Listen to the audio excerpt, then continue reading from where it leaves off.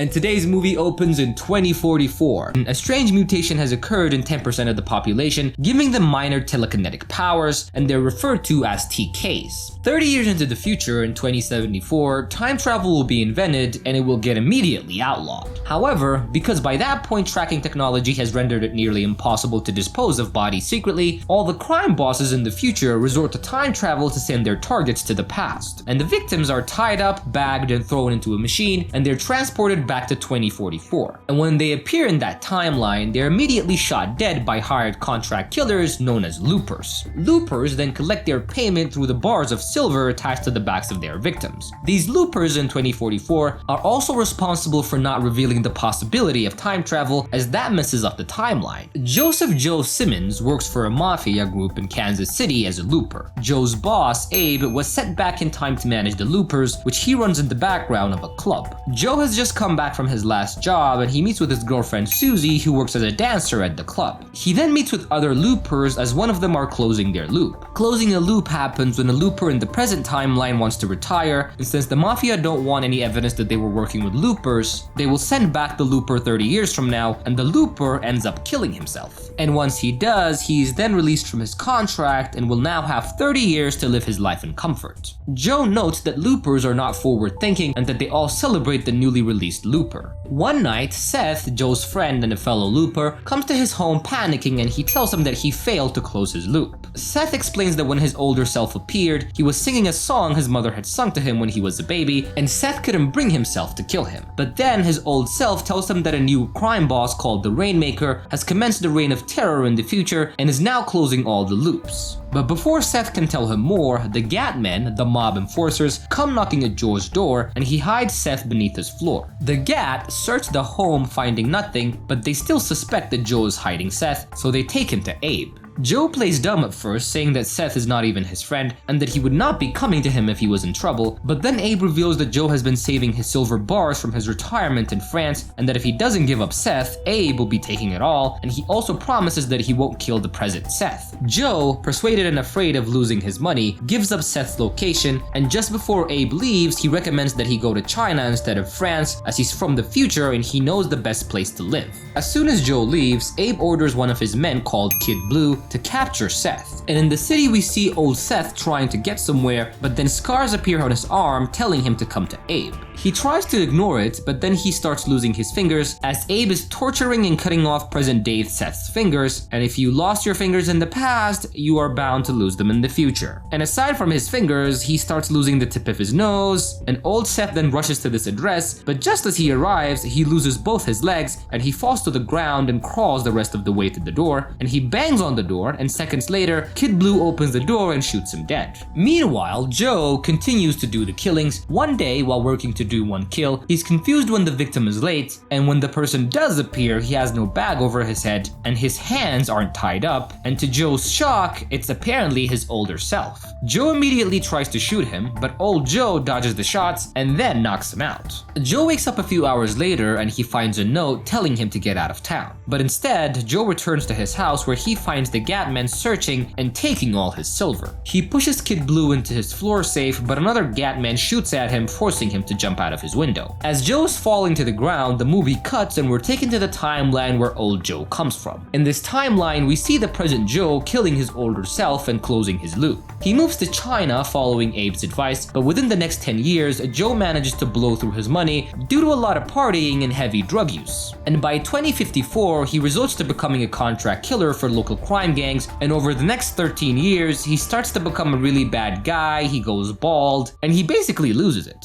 And in 2067, he meets a beautiful, caring woman in the midst of a bar fight, and she helps him get sober, and in 2 years, he marries her and settles down. Wait, hold on. Did you subscribe to our channel? Come on guys, you're here, you're watching the video, help us out by hitting the subscribe button as it really helps out me and my team to make more videos for you guys. And now, let's get back to the recap. Things are relatively peaceful for the next few years until it was 2074. And during this time one morning, 3 armed men who work for the new crime boss Rainmaker break into Joe's house and abduct him, and they burn down his house and they take him to the time machine so they can send him back in time and close his loop. But fortunately he manages to escape and kills them, and then he gets inside the time machine and comes to this timeline. And after knocking out young Joe, he steals his truck and gets supplies. He then goes to young Joe's apartment and sees young Joe falling from the window and landing on his car. He shoots the Gatman and takes an unconscious young Joe to a safe house, and then old Joe looks up some numbers at a library and he gets a message from young Joe telling him to meet him at a diner. They order the same food and have a very calm conversation for once, and old Joe tells him about the Rainmaker, and he tells him that he single-handedly took out all the major crime syndicates within 6 months and that he's responsible for mass executions of loopers. Old Joe also reveals that the Rainmaker's men killed his wife when they came to capture him, and that now he's looking to stop her death by stopping the Rainmaker before he gets power. Old Joe knows that in this timeline, the child who will grow up to be the Rainmaker is living in the same county, and if old Joe can kill the Rainmaker, then he'll never be captured and his wife will still be alive.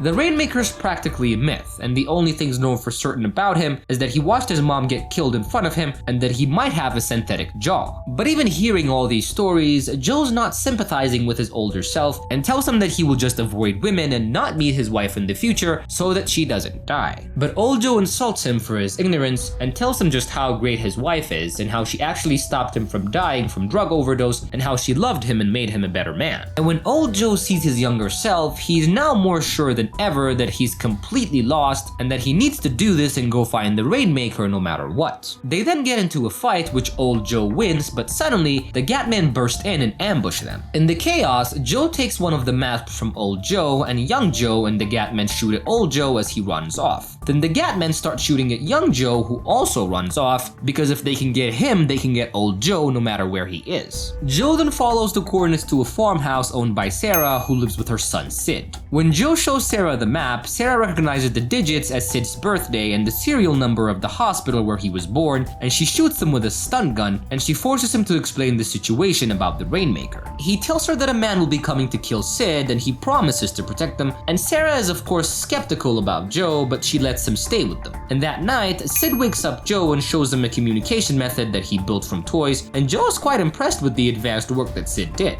The kid reveals that his mom was killed in front of him and that Sarah's not really his mom, and he vows to be stronger and to not let anybody kill the people that he cares about. And old Joe tracks down one of the potential Rainmaker children and kills him, but when he realizes that he still exists in the past, he breaks down crying. Cause technically if he did kill the right kid who would grow up to be the Rainmaker, he would not exist in the past, but now that he does, that means that he ended up killing the wrong kid, which is pretty sad. But he doesn't stop and he heads to another child's place, but he gets very hesitant when he realizes that this kid is Susie's son. Susie, his old girlfriend. We then come back to young Joe and Sarah that have become pretty close, and he learns that she's a TK with slightly more power than other TKs, and she also reveals that Sid was raised by Sarah's sister for 2 years until she died. The next day, one of the Gatmen, Jesse, comes to the farmhouse looking for Joe, and he evades him at first, but Jesse comes back later, and this time he was holding Sarah at gunpoint. Joe surrenders, but then Sid starts to come down the stairs, and he watches Jesse pointing his gun at Sarah and Joe. He then starts screaming and uses his TK powers, and everything in the room lifts, and Sarah jumps and pushes Joe out of the room as Sid lets out an immense blast and kills Jesse. Sid's extraordinary telekinetic abilities confirm to Joe that Sid is the Rainmaker and that Sarah's sister was killed by Sid when he lost control of his powers. Sid then runs away, but Joe finds him in the farmhouse and comforts him, and Sarah believes that if she ends up raising Sid, he won't end up becoming the Rainmaker in the future. Meanwhile, old Joe finally decides to get into Susie's apartment, but is ambushed and captured by Kid Blue. He brings him to the club, which becomes a dumb decision as Joe wanted to be captured so he can get to Abe, and he breaks out of his handcuffs and kills everyone. Meanwhile, young Joe tells Sarah and Sid to run away as he holds off Abe's men. Sarah grabs Sid, but as they drive away, old Joe appears in front of them and he shoots at them, and scared of Sarah getting hit with the bullet, Sid uses his powers to flip the car. He and Sarah attempt to run into the sugarcane fields to hide, but old Joe shoots his gun with the bullet grazing over Sid's cheek. Sid then goes into another rage and uses a blast of his TK powers to suspend Sarah and old Joe in the air. Sarah then calms Sid, telling him that she loves him and that he'll be okay, and it works, and she tells Sid to run away. And just as Sid runs into the field, old Joe grabs his gun, pointing it on Sid, and Sarah uses her body as a shield, preventing his vision. But old Joe then prepares to fire on Sarah to get through her, and then we see young Joe, who's standing far back, realizing that if old Joe kills Sarah, then he will grow up to be the Rainmaker and the cycle will continue. And planning to stop this cycle of death, young Joe kills himself, and this also kills old Joe, and Sarah then fixes up Sid and puts him to bed, and then she goes out to the sugar fields and finds gold bars on the ground, which old Joe looted from the club, and now she and Sid won't need to worry about money anymore. And in the last scene before the movie ends, we can see Sarah walk into Joe's body and stroking his hair.